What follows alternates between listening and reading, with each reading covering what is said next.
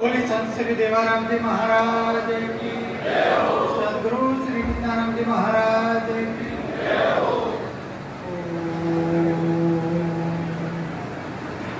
ओम गुरुर्ब्रह्मा गुरुर्विष्णु गुरुर्देवो महेश्वर गुरुर्साक्षात् परब्रह्म तस्मै श्री गुरुवे नमः। परम पूज्य प्रातःस्मरणीय श्री राजऋषि योगीराज बाल ब्रह्मचारी सिद्ध चमत्कारी संत शिरोमणि श्री श्री 1008 श्री राजा राम जी महाराज साहब के चरणों में साष्टांग दंडवत प्रणाम करते हुए कोटि कोटि नतमस्तक वंदन करता हूँ। वह परम पूजनीय प्रातः स्मरणीय श्री राजऋषि योगीराज बाल ब्रह्मचारी सूर्य के समान तेजस्वी चंद्रमा के समान शीतल महापुरुष संत श्री श्री देवाराम जी महाराज साहब के श्री चरणों में साष्टांग दंडवत प्रणाम करते हुए कोटि कोटि नतमस्तक वंदन करता हूँ। वह परम पूजनीय प्रातः स्मरणीय श्री राजऋषि योगीराज बाल ब्रह्मचारी शिक्षा प्रेमी भक्तों के हितकारी आदर्श महापुरुष संत श्री श्री 1008 श्री कृष्णाराम जी महाराज साहब के चरणों में साष्टांग दंडवत प्रणाम करते हुए कोटि कोटि नतमस्तक वंदन करता हूँ। वो मेरे श्रद्धा स्वरूप भावों को उनके श्री चरणों में पुष्पों के तौर पर अर्पित करता हूँ। आज परम पूजनीय परम वंदनीय संत श्री राजेश्वर भगवान की असीम कृपा से बूढ़ीवाड़ा गांव की पुण्य पावन धरा पर परम पूजनीय संत श्री राजा राम जी महाराज साहब के भक्तों के सहयोग से कल भी समाज भवन का उद्घाटन समारोह आयोजित किया जा रहा है और इसमें पधारे हुए हमारे क्षेत्र के सभी मंच पर विराजमान संत गुणों के चरणों में वंदन करता हूँ। वह आज हमारे इस सामाजिक जो है आयोजन है, इस आयोजन के अंदर आए हुए हमारे केंद्रीय मंत्री पूर्व आदरणीय श्री कैलाश जी, जिन्होंने अभी ओजस्वी वाणी राष्ट्र प्रेम की भावना आप सबके सामने रखी और हमारे इसी क्षेत्र के अभी वर्तमान युवाओं की धड़कन आदरणीय डॉक्टर श्री अरुण भाई विधायक पसवद्रा व हमारे समाज के जिनको हम विश्व पितामह कहते हैं, समाज के अग्रणी व शुभ चिंतक व मार्गदर्शक कहते हैं, सभी 36 कौम या सभी जो हमारे राज नेता जो बने उनके प्रेरणाता कहते हैं, वो आदरणीय श्री अमराराम जी और सोनाराम जी, हमारे पंचायत समिति के सदस्य, सरपंच श्रीगण, बीडीओ साहब और सभी इस पंडाल में बैठे हुए हमारे वयोवृद्ध 36 कौम के भाविक भक्तों और माताओं बहनों, आज बड़ा ही हर्ष हो रहा है कि किसी भी समाज को अगर आगे बढ़ना है, विकास करना है, तो संत महापुरुषों की वाणी को हमारे जीवन के अंदर अंगीकार करना है, उसको हमें उतारना है, अपनाना है, ग्रहण करना है, तभी हमारे घर का, परिवार का, गांव का, समाज का, क्षेत्र का, राष्ट्र का उद्धार व विकास हो सकता, वरना नहीं। क्योंकि हमारे संत महापुरुषों ने कहा और मारवाड़ी भाषा में ऐसा भी कहा है कि गायों ग्रंथ न उपजे सुनियो भलो नहीं वे पानी माते घी आवे तो लुको खाए नहीं कोई। आप सभी 36 कौम के भाविक भक्तों को मैं यही कहना चाहता हूँ कि हमारे संत, वैसे हमारे इस रंगीले राजस्थान की मरुभूमि में अनेक संत महापुरुषों ने अवतार लिया है और उन्हीं की श्रृंखला में, उन्हीं की क्रम में हमारे जो है कलवी जाति में, सी गोत्र में परम पूजनीय परम वंदनीय संत राजा राम जी महाराज साहब ने अवतार लिया और अवतार लेने के बाद में उन्होंने अपने जीवन में तप व तपस्या की और तपस्या करने के बाद में उनको सिद्धि प्राप्त हुई और सिद्धि प्राप्त होने के बाद में उन्होंने तमाम जो 36 को उनके भाविक भक्तों के कल्याण व भले के लिए उपदेश दिए। और उन्होंने अपनी वाणी में कहा है, उन्होंने अपने श्रीमुख से ऐसा फरमाया है कि शिक्षा सब कोई धननी सब सो ऊँचो जान भ्राता भाग न ले सके सोर न आने सी। हमारे प्रभु जी ने प्रभु ने संत श्री राजाराम जी महाराज साहब ने ये कहा है कि सभी समाज के भक्तों के घर परिवार में सुख व शांति व समृद्धि व आनंद की बंसी व सहयोग सहकार और समरसता की भावना तब आएगी जब उनके घर परिवार में शिक्षा होगी। और इसलिए उन्होंने ये कहा है कि इस शिक्षा के समान न माणक है, न मोती है, न हीरा है, न पन्ना है, न गाड़ी घोड़ा है, न फार्म हाउस है। ये शिक्षा के सामने सब गौण है, सब जीरो है। अगर शिक्षा आपके पास में है तो आप मान लीजिए दुनिया के सारे सर्व धन जो आपके हाथ में है और आपके पास में सब कुछ है और शिक्षा नहीं है तो आपके पास में कुछ नहीं है। उदाहरण के लिए अभी वर्तमान में आप देख रहे हैं हमारे जो आदरणीय प्रधानमंत्री हो या आदरणीय वर्तमान में मुख्यमंत्री भजन लाल जी हो, सभी आपकी चिंता करते हैं, सभी आपके लिए अनेकों जो है योजनाएं लाई है, अनेकों फायदे आपको देने के लिए वो प्रयास कर रहे हैं और आप भी उस फायदे को लेने के लिए प्रयासरत है। पर प्रयास करने के साथ में जब आपके पास में शिक्षा नहीं है तो धोखा होता है। क्या हो रहा है? धोखा हो रहा है। धोखा क्या हो रहा है?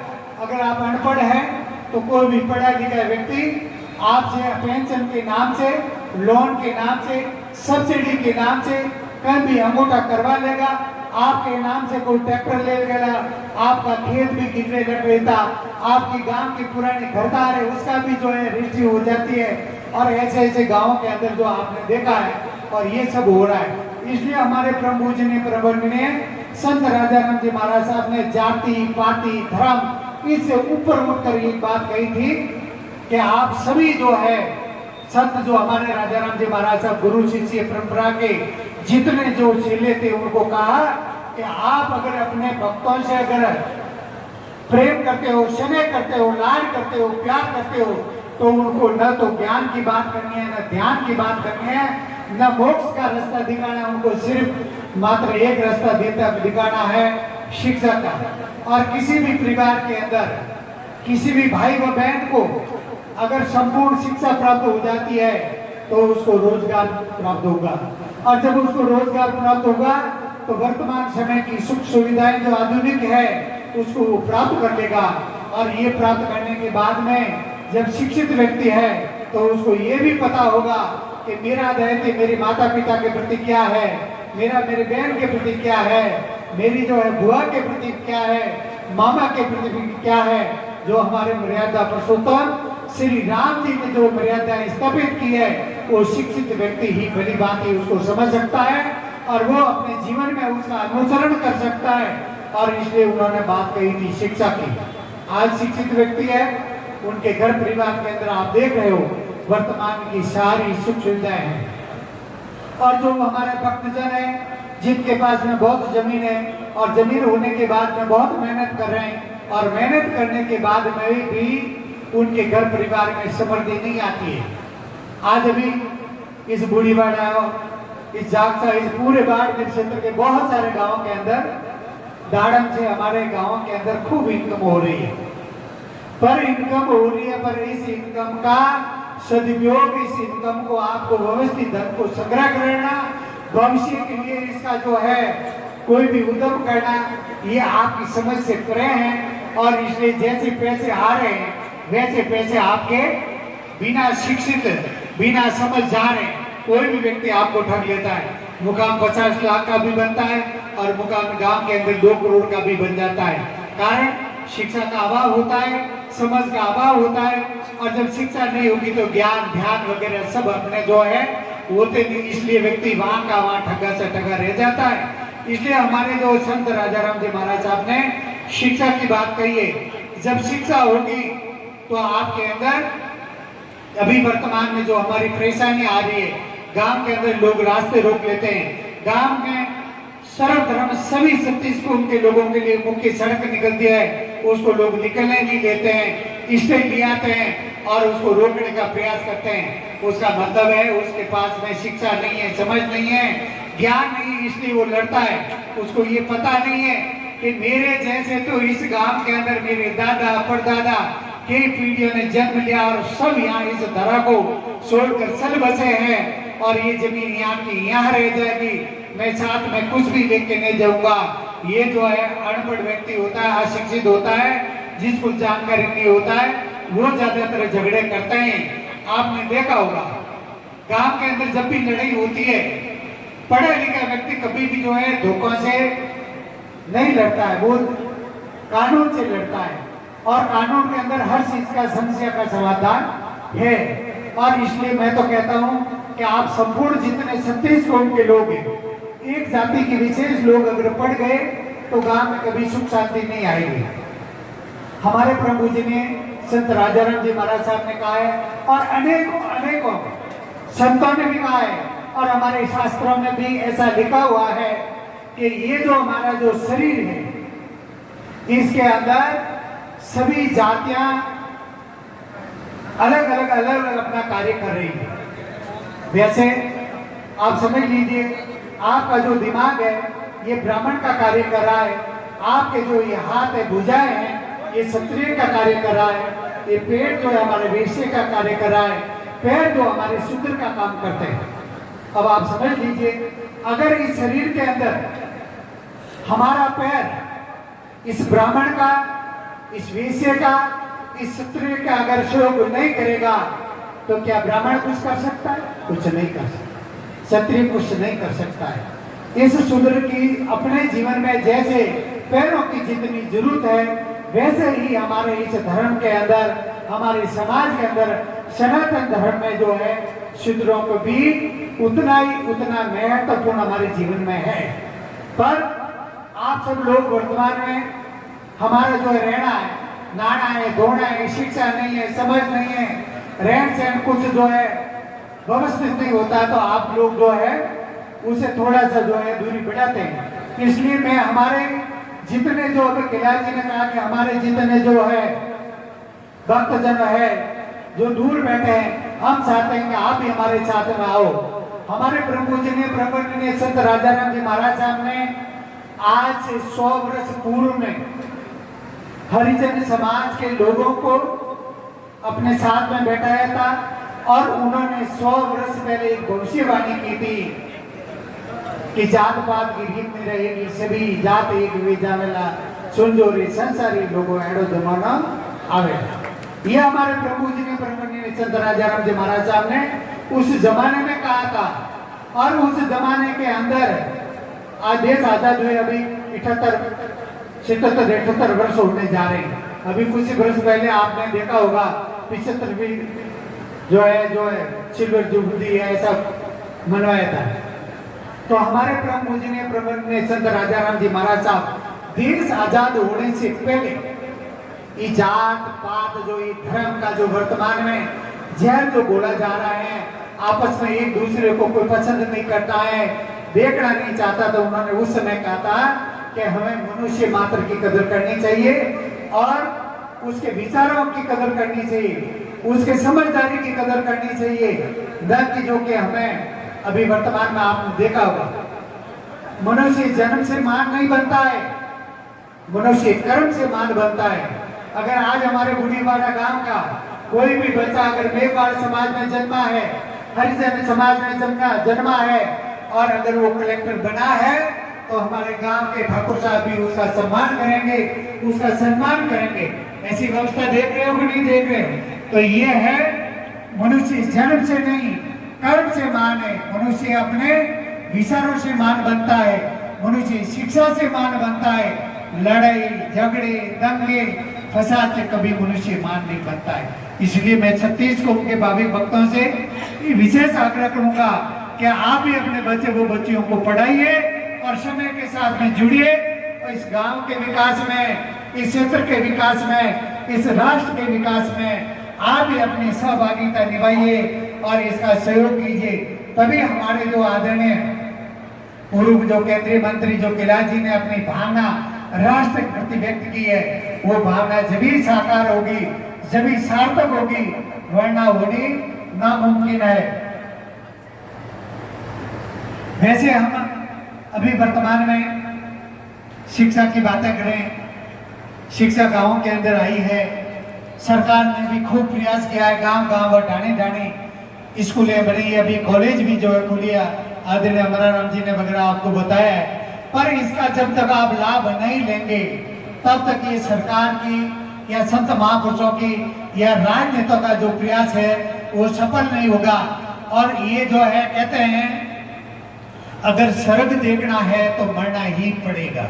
अगर आपको सुखी होना है तो पढ़ने के लिए अपने बच्चे को थोड़ा सा जो है बचपन में दुखी करना पड़ेगा। अभी वर्तमान में हमारी जितनी जो माताएं हैं, पिता हैं, छोटे छोटे बच्चों को इतना लाड प्यार करते हैं और उनको जो डांट नहीं है और बचपन में उसको शिक्षा के प्रति अवेयरनेस यानी उसकी लापरवाही रहती है, जागरूक नहीं होते हैं, तो बच्चा जैसा का तैसा रह जाता है। और उसके बाद में बड़ा होने के बाद में भले आप उसको जयपुर लेके जाओ, शायद दिल्ली लेके जाओ, आपका बच्चा आपके सपनों के अनुकूल, सार्थक यानी सपनों के अनुकूल उस अधिकारी बन नहीं पाएगा। इसलिए बचपन में आप अपने बच्चे व बच्ची का शिक्षा पर पूरा ध्यान दोगे, तब आपके व हमारे परम गुरुओं के और हमारे समाज के अग्रणी बुद्धिजीवी लोगों के सपने साकार होंगे। आज जो ये जो भवन बना है, इस भवन की भूमि देने वाले दानवीर भामासा और इस भवन को खड़े करने वाले दानवीर भामासा को मैं मेरे हृदय की अंतर्गहरी से परम पूजनीय परम वंदनीय संत राजाराम जी महाराज साहब से प्रार्थना करते हुए, आशीर्वाद लेते हुए इन सब के जो है उज्जवल भविष्य की मंगल कामना करता हूँ। और परम पूजनीय संत राजाराम जी महाराज साहब से एवं मां लक्ष्मी से प्रार्थना करता हूँ कि सदैव इन जो है दानवीर भामासा के घर परिवार में सदैव अन्न धन लक्ष्मी का भंडार भरा रहे। इन सभी दानवीर भामासा के घर परिवार में सुख शांति में समृद्धि आवे और सदैव आनंद की बंसी बज रही है, वैसी निरंतर बजती रहे। हमारे संतों ने भी कहा है, शास्त्रों में भी लिखा है कि कोई भी व्यक्ति अगर अमर होना चाहता है तो उसका नाम या तो गीता पर, मारवाड़ में के तो गीतड़ों में के भीतड़ों में, ये भीत पर जो जिसका जो है शिला पट्टिका पर जिनका जो नाम लिखा गया है, वो आज नहीं सदैव जब तक ये बूढ़ीवाड़ा गांव रहेगा तब तक इन भामासा का नाम रहेगा। अभी अज्ञानता है, हमारी माताओं के अंदर भी है, हमारे भक्तजन जो है पुरुषों के अंदर भी है। हर व्यक्ति हमेशा ये कहीं भी मंदिरों में, मठों में, संत महापुरुषों के या बड़े बड़े जो है तीर्थस्थान पर जाता है और प्रार्थना करता है, हे प्रभु, हे परमपिता परमात्मा, हमारी 4 बच्चियां हैं, एक बच्चा दे दीजिए जिससे हमारा नाम अंदर हो जाए। क्या कहता है कि मेरा नाम अंदर हो जाए। मेरा व्यक्तिगत विचार है, मेरा मानना है, संत महापुरुषों का मानना है कि व्यक्ति का नाम या उसके परिवार का नाम शायद बेटे से नहीं रहता है, उसका नाम रहता है ऐसे पुण्यार्थ, ऐसे उत्तम कार्य करने से, जैसे ये समाज के लिए उन्होंने भवन बना कर दिया है। समाज के लिए कोई शिक्षा के अंदर, अभी गांव के अंदर हमने जो है सर्वप्रथम गए तो परिवार ने एक अपनी ओर से पूरा जो भवन बना कर दिया है, उन लोगों का नाम अमर होगा है। किसी ने उस स्कूल के अंदर एक जो प्यून बना कर दिए, उनके माता पिता का नाम लिखा है, उनका नाम अमर होगा। आप और हमारे जैसे तो हजारों लोग जन्मे हैं और आज उनका नाम कोई नहीं जानता है।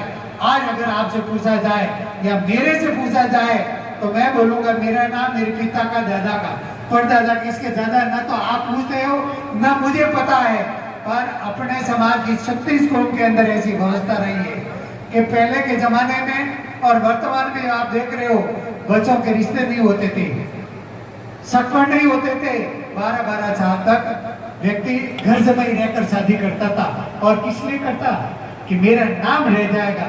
पर आज उनका नाम कहीं नहीं है, कोई नहीं जानता है। नाम ऐसे जो पुण्यार्थ कार्य, नाम ऐसे धर्मार्थ कार्य जैसे कहीं मंदिर होता हो, और मंदिर के अंदर कोई ध्वजा का सड़ावा लेता है, कोई इंडे का सड़ावा लेता है, कोई मूर्ति स्थापना का लेता है, या अन्य जो सड़ावा लेता है, और उस देवर के अंदर उनके माता पिता का नाम जब होता है, और जब तक हजारों हजारों वर्ष तक वो गांव स्थापित रहता है, तब तक उन परिवार का नाम रहता है। वो नाम है, ये नाम नहीं है। ये तो हमारी अज्ञानता है, ये हमारी जो है मतलब जो है एक रूढ़िवादी कहते हैं, एक गांव के अंदर ऐसी जो है भावना भर दी जाती है, कैसा तो बेटो नहीं तो की नहीं, आप सोरी को कोई नहीं मानते हो। मैं कहता हूँ कि सशक्त नारीकरण जो है, नारी जो है शक्ति स्वरूपा है, ये माँ जगत जननी के स्वरूप है। इस नारी के बगैर ये पूरा संसार ही अधूरा है। अगर नारी नहीं है तो कुछ नहीं है, माँ नहीं तो कुछ नहीं है। कैसे है? माँ मंदिर है, माँ मक्खन है, माँ मलाई है, और माँ मिठाई है। माँ ममता की मूर्ति है, माँ के स्वरूप है। इनका जितना हृदय सरल और नर्म है, उतना पुरुष का नहीं होता है। इसलिए आप इनको कमजोर न समझे। अगर किसी के घर परिवार में एक लड़की है, दो लड़की है, ये आपको अपने बुढ़ापे के अंदर सेवा करने के लिए एक सहारा चाहिए। जैसे संत होता है, संत को शादी थोड़े करता है, पर संत जब अपने जीवन में वृद्ध होता है, तब तक जाते जाते एक अपने चेले को मूंढ लेता है, और बुढ़ापे में वो चेला उस गुरु की सेवा करता है। और वैसे ही आपको अपने गृहस्थ जीवन में, चाहे बेटा हो बेटी, बुढ़ापे में आपकी सेवा करने वाला चाहिए। आपके मरने के बाद में पीछे क्या होता है, क्या नहीं होता है, किसी को पता नहीं। इसलिए सभी लोग जो है शिक्षित होंगे तो शिक्षा से ज्ञान और विज्ञान की खोज होती है, और शिक्षा नहीं होगी तो कुछ नहीं होगा। इसलिए तमाम जितने जो इस गांव के जो दानवीर भामाशाह है, जिन्होंने इस समाज भवन में हो या इस गांव का जो शिक्षा माँ सरस्वती का मंदिर हो, जिसके अंदर उन्होंने प्रत्यक्ष व अप्रत्यक्ष रूप से उन्होंने सहयोग किया है, वो सबके उज्जवल भविष्य की मंगल कामना करता हूँ। और उन्हें सबके परिवार के लिए परमपिता परमात्मा व माँ लक्ष्मी व कुबेर भगवान से प्रार्थना करता हूँ कि आपकी कृपा उन लोगों के प्रति सदैव ऐसी बरसती रहे। वर्तमान में अभी सोशल मीडिया का जमाना है, संसार व्यवस्था से आप सबको जुड़ना चाहिए, हम भी जुड़े हुए हैं। पर सभी भक्तों से इतने मेरा आग्रह है कि आप अपने बेटी को, अपने बहू को मोबाइल देना जरूरी है। हम हमारी बेटी को मोबाइल नहीं देते हैं, बहू को मोबाइल नहीं देते हैं, घर में झगड़ा फसाद होता है। पर मोबाइल उनको वो दीजिए जो छोटा सा मोबाइल है, कहीं भी खेत में खड़ी है, स्कूल में खड़ी है, कॉलेज में खड़ी है, जहाँ भी रहे आपसे वो संपर्क में हो सके, आपको वो अपनी क्या स्थिति है वो उनको बता सके। वर्तमान में जो है ये बड़ा वाला जो मोबाइल आया है वो बहुत ही घातक है, और इसका परिणाम आपने देखा होगा बहुत ही जो है विनाशकारी हो रहा है, हमारे समाज के लिए भी बहुत दुखदायी हो रहा है। मैं मोबाइल का विरोध नहीं कर रहा हूँ, मैं ये कह रहा हूँ मोबाइल हमारी बहनों को देना चाहिए, हमारी बहुओं को भी दो, बेटों को भी दो, और जिनको इनकी आवश्यकता नहीं है उनको वो मोबाइल आपको नहीं देना चाहिए। दोगे और संत महापुरुषों का या समाज के अग्रणी लोगों का कहना नहीं मानोगे तो उसका परिणाम आपको भुगतना पड़ेगा। ये देखो मैंने आपको सब कुछ कह दिया है, मना भी नहीं किया है, और आपके लिए जो है तकलीफ भी घर परिवार में नहीं हो, इसको हमें जीवन में अपनाना बहुत जरूरी है। क्योंकि इस मोबाइल के अंदर क्या क्या है वो पढ़े लिखे ही समझ सकते हैं, अनपढ़ व्यक्ति इस चीज को समझ नहीं पाते हैं। इसलिए हमें मोबाइल रखना है, और बड़ा नहीं छोटा वाला। अभी हमारे आदरणीय जो है हमारे राम जी ने आपको बहुत बड़ी जो खुशखबरी सुनाई है कि हमारे प्रभु जी ने प्रबंधनीय दादा गुरु दीवानंद जी महाराज साहब का, सदगुरु श्री कृष्णाराम जी महाराज साहब का, और हमारे समाज के अनेकों अनेक राजनेताओं का, और समाज के अनेकों अनेक मुख्य पंचों का और शिक्षाविदों का एक सपना था कि हमारे समाज का एक भवन जयपुर में बने तो हमारे बच्चे समाज में कुछ शिक्षा अर्जित कर सके। वो सपना आपका 2015 में पूरा हो गया है। और उसके बाद में हमारी सबकी और हमारे प्रमुख गुरुओं की इच्छा थी कि हमारे भारत की राजधानी दिल्ली के अंदर